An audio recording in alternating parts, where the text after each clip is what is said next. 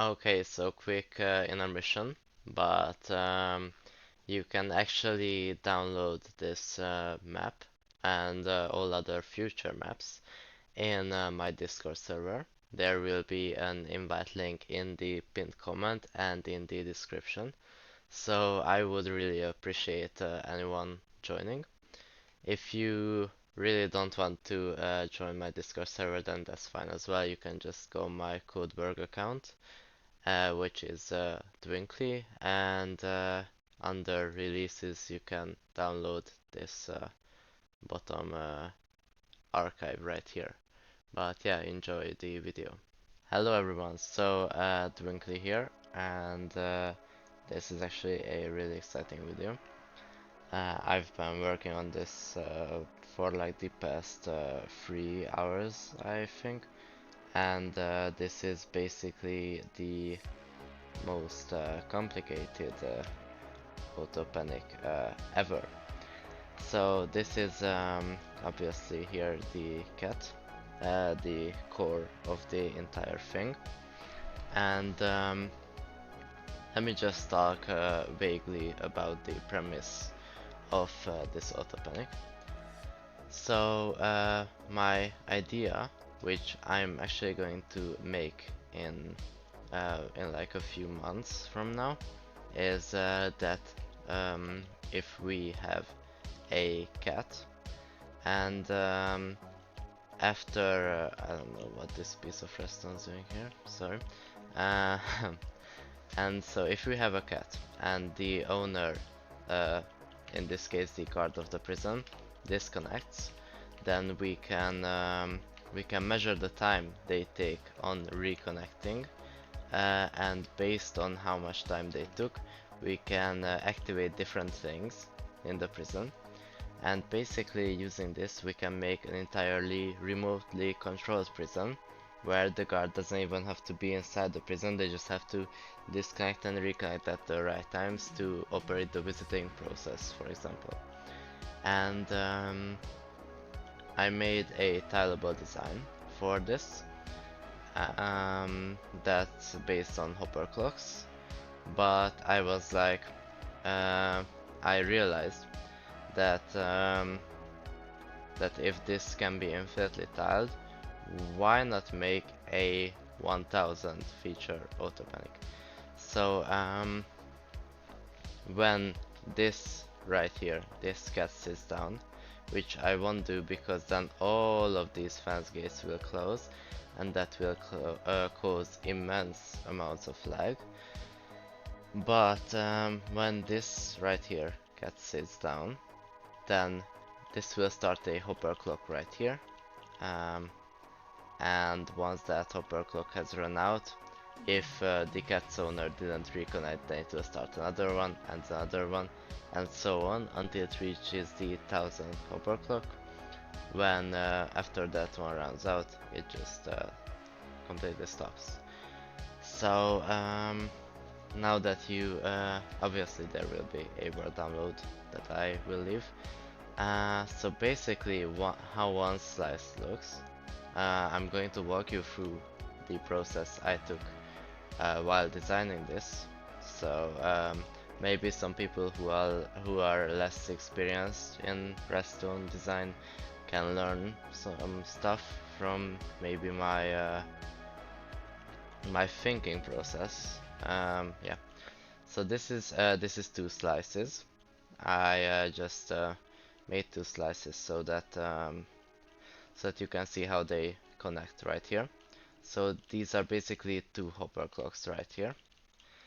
And so let's just show you. Just put a very simple display system right here for both. And let's say we disconnect. Then the first hopper clock will start.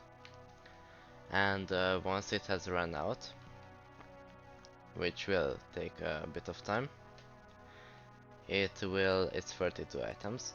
Then the next one will start, and if we reconnect right now, you can say that activated. And yeah, obviously let me just show you real quick. After that runs out, we can disconnect right here, and if we reconnect, this one activates and this one won't start because we already activated one, obviously. So yeah, just wait for this to run out and nothing will happen. So marvelous. But as you can see, the design isn't very complex, but I mean, if stacked, this is actually 10 of these right here, and it's stacked 9 times in that direction and another 9 times in that direction. And basically the rest of the redstone that you see here is just logistics. All of these lamps, everything is just for display purposes.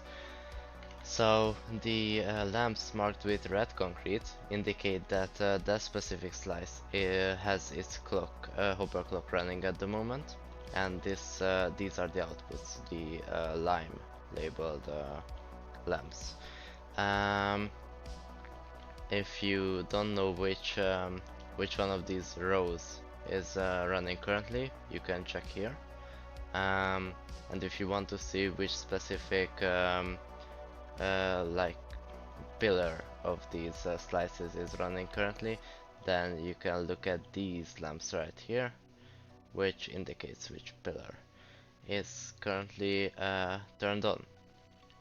So great stuff. Now that we looked at that and we know what this does, let's actually look at my design process. So the heart of this entire thing is this very simple hopper clock that I think everyone knows. You just kind of activate it, wait for the items to completely flow into this hopper, and then it deactivates and lets the items flow back. Very simple stuff. Since obviously we can't think the guards are perfect,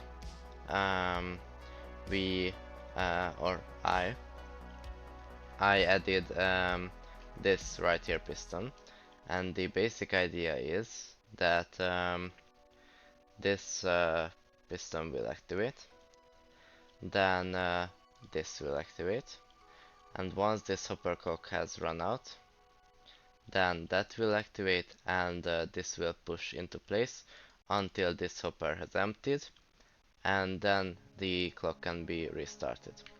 So that's the basic premise, and for that you can see that this wire right here had to be curved a bit,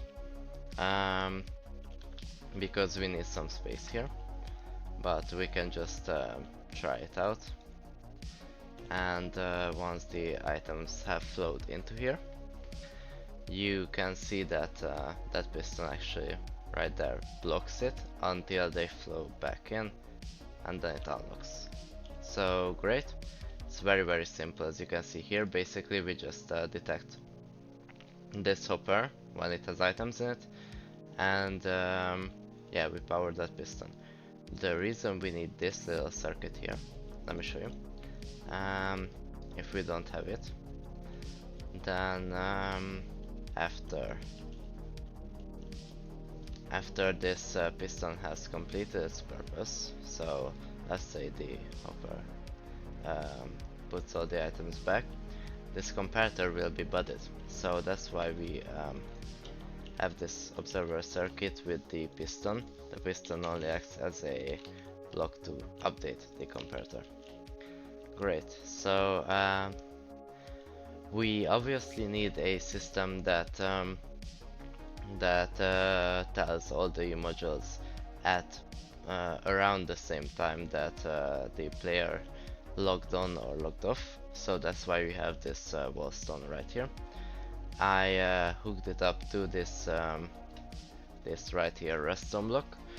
The purpose of this is well, it basically indicates that they are online, and when they are offline, then it will power this piston, which will start the hopper clock, just the regular thing you've seen before, and when they are back online, it will unpower the piston, doing absolutely nothing. Great. Very simple stuff so far. I added this little circuit right here with the rail. You'll see why this is redstone dust a bit later on. And this will be our output, but right now this outputs every single time. So it doesn't turn off. It never turns off. And that's obviously not what we wanted to do. So we had this comparator on subtract mode right here, and so here this is our updater piston for this comparator. We add this little piston, and what it does is just run a redstone signal through here, and when this hopper has items in it whatsoever, then this comparator can actually transmit the signal. Let me just simulate that for you. So I'm putting in tons of items, and you can see the comparator actually turns on because it has nothing to subtract from this signal. Great, so that's very self-explanatory. Now what I did was stack the two of them on top of each other, and basically made this little circuit. So now the block that this comparator is on is a target block, and the redstone that subtracts from the comparator actually goes into here as well, but powering this piston. The little block is there to update it, and this is a slab so that it doesn't butt power this piston. And when this hopper clock has run out, then it will power this piston extending here, and that will power this observer. And if the player is still offline, so they haven't reconnected or anything, then if it's offline, then this will be right here. And this way, if the observer is updated, it will pulse. If they were to be online, then as you can notice, nothing happens with this piston. So yeah, but the main issue with this is that if we reconnect it just for a moment and this stop slide is activated, then we don't want to start the other 999 clocks, hopper clocks, because that will just waste tremendous amounts of time. So what I added here is this output rail line that's going into the lamp is being observed, and basically if you just do a slight bit of calculating, you can see that this piston will activate sooner than this right here, and that's good for us because if it's turned off, then this activates, retracting the rail from here, meaning if the piston were to activate right here, the observer does nothing, basically nothing. Otherwise it would go into this rail line, go here, and if the player is offline, then it will pulse this piston. Okay, so now that it's in the like the hopper clock, it has items in it, it's still running, and let's say it finished. Let's simulate the scenario. So this powers, and it pulses once, but it still pulses to nothing, and then this gets pushed back. So that's exactly what we want to happen, because we don't want this to activate whenever this hopper clock runs out. If it has activated here, this slice is activated. So let's just redo that and show you. So it pulses into nothing, and just a few ticks later this pushes here. or gets pushed here. And that's basically the design. Pretty simple. Just thought I'd give like kind of a small redstone lesson to any beginners out there. I guess I'm not sure if this would be very useful to anyone, but I thought I might share this. It's kind of a fun project. I had lots of fun building it, and yeah, let me just actually I tease you a bit at the start of the video. I said that this will cause tremendous amounts of lag. Let's just check the TPS. It's 20, and let's just show you. Actually, let me wrong button. Let me just turn on F3. I have like macros for the main F keys. Just okay, so let's see. We have 600 FPS. Sit him down. And 500. Yeah. Let's check our TPS. It's still 20. I should check the MSPT actually, but whatever.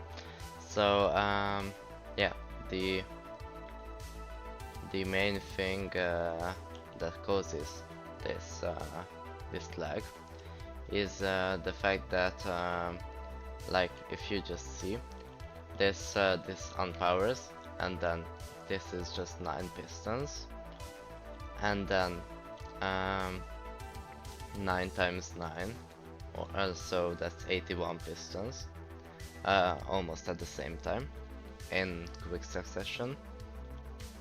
But what these pistons do is they deactivate these, and the bad thing about that is that they get detected by all of these, which is 10